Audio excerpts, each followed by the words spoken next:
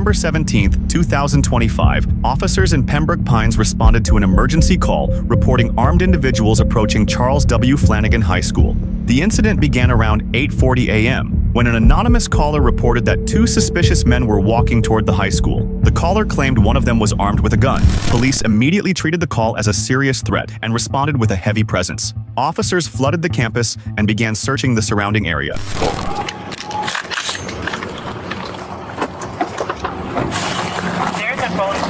Landline with the, you got first aid? You got first aid with you? Huh? You got first aid kit with you? Yeah. Okay.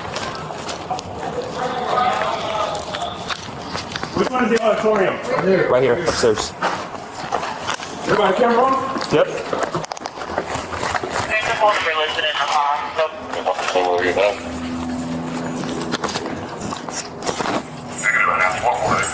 So we got two guys that came into the building? You got hands of They said two and they said three. Senior, you got hands of anything, right? Yeah.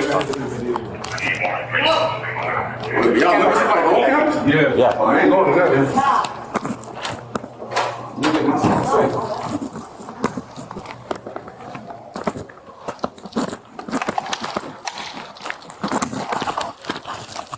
Two men on campus. I thought they jumped the fence. What happened? Let me check now. You guys get in there? The callers advising that he's on Northwest 20th Street in front of the window. You guys good?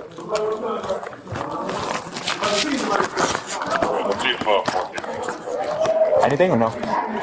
No? As a precaution, multiple nearby schools were placed under security protocols. Students and staff were instructed to remain inside while officers secured the area. Oh, let's go upstairs then. Let's take.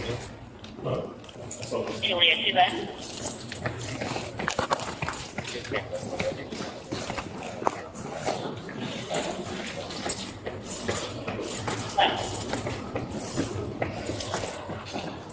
Go this way. Julia, can Go ahead. just be advised, we don't have anything on campus right now, but we are running a check of the grounds just to ensure, but we are still in lockdown. Just FYI. We'll leave our lockdown for you.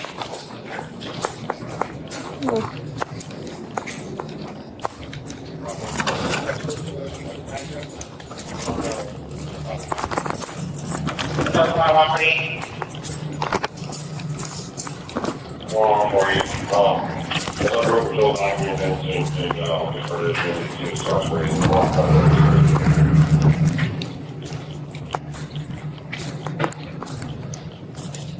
I'm sorry, don't want to lie. Maybe my corner. Despite an extensive search yielding no suspects or signs of danger, the report was quickly determined to be a hoax, and shortly after, a second call was made, targeting a city office with additional threats. Investigators quickly determined the calls were intentional and escalated their response, deploying a specialized team that traced both incidents back to a 14-year-old student who was located and brought in for questioning.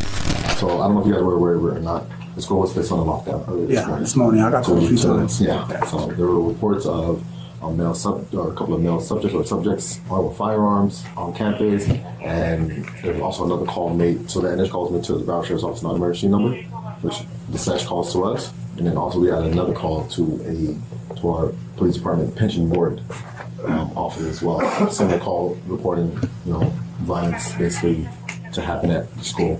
So now we have to go through our entire investigation to make a determination of, what happened, what transpired. Get a lot of requests with different entities, whether it's T-Mobile, Google, so many different companies that we have to go through part of this investigation to try to identify both who called in the call, why did they call in the call, and what exactly transpired in the midst of all of that happening. So in doing all of that, pretty much in here, we all been here around, early this morning was supposed to pretty much started coming to now. We were able to get to the point where we were able to identify the involved person which those calls are made. And with all the gathered information that we obtained, all right, so I do want to let you guys know this is a criminal investigation. And we're all on the same page, same understanding what's going on. We got a couple of numbers here and whatnot that we gathered to the investigation. So a number that we identified associated to the call that was made to BSO, which was called in with a Google Voice number. I don't know if you guys are familiar with Google Voice at all. Yeah, I am. Okay. So obviously with Google Voice, when you make an account, make a Google account, whatever, you have to provide certain information to Google in order to do so. A lot of times now with Google Voice, when you have a Google Voice account, you have to give them a secondary number so they can validate and confirm, who you are and so on, So on that account list to the Google Voice number, it comes up. And these are the numbers that whoever made the account you provide. It's not like Google. Okay, so that's a number that it came from, right? This is his number, right? Yeah. So, having your rights read to you, do you want to talk to us? What happened today? Yeah, about the situation that happened this morning at school. I mean, no, I don't know much about it. Okay, but do you want to, if we ask you any questions, are you willing to answer the questions? You are? Yeah. Okay. You got an unknown call at 7 what? 7:04. Okay, so your only calls today that are on your phone is 841. You got a call from Broward Sheriff's Dispatch Office. You only get a call from them if you make a call to them first, because they have your number. And then you have a call at 103 from... What do you mean? The sheriff's office. I don't know. You have a missed call 8:41 a.m. from them, from the Broward Sheriff's Office. 8:41 a.m. Yes. There's I was in nothing... class and I had my phone up. Right, but I'm telling you, they only call you back if you call them first. So like if I call 911 and I'm like, I have an emergency and my phone drops, they have my number saved. So they're gonna call me back and be like, are you okay? So why would they call you at 841? I have no idea. So you don't know how the Broward Sheriff's has your phone number? No, I never called them. You never called them? No, So you never spoke to any dispatcher on the phone not at all. at all. We're in that intersection right now. So that phone call, when it was placed, it was made within Flanagan High School. And you're swearing to us you're the only one that was in possession of the phone today. Yeah. So you get where we're going, like everything we're saying, we have all the proof already. It's not adding up to what you're telling us.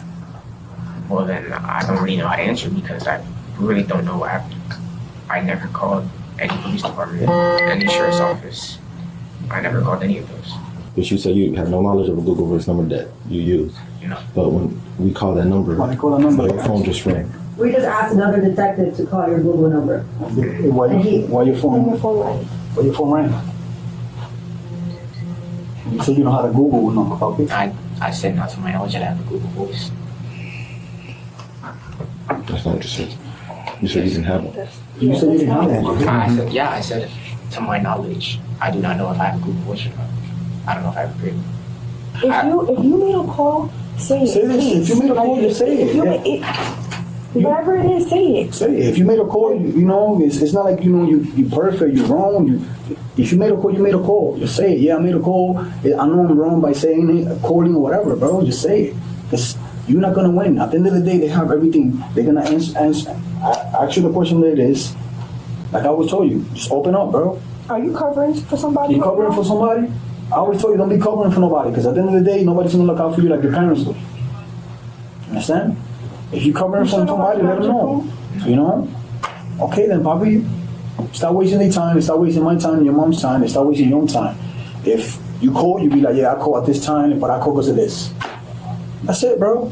Nothing else. If you felt threatened that somebody told you, oh, you're gonna leave early today, I could have called myself. I would have called 911 myself if I would have felt, afraid that somebody sent me a text or called me. You know what I'm saying? Like, I would do that anytime. If somebody would send me a text, oh, you're leaving early today, or you want to leave early today, that sound weird, But at least being honest. I always told you that, be honest, bro. Being lying is you're not gonna win. And regardless if they're mad or not, they're your parents. They're gonna still love you. They're Yeah, gonna still like be there to if you support did you. something, you did something. He knows, bro. If he's wrong, he's wrong. But at the same time, let him be like, okay. We're gonna help you deal with the consequences too. But just be honest. Be honest. It's better being honest than closed door. I said, by you being honest. So many of these calls, and this is probably like the first time I see parents being so supportive.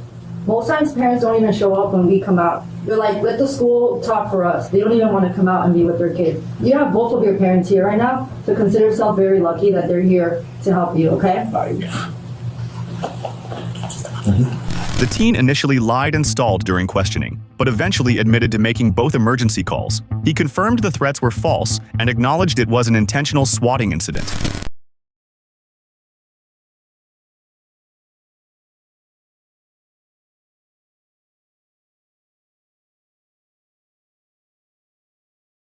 The 14-year-old suspect was arrested and charged with making a false report concerning the use of firearms in a violent manner, disruption of school function, and misuse of the emergency system. Authorities emphasize that even false threats carry severe consequences, especially when they involve schools and potential violence.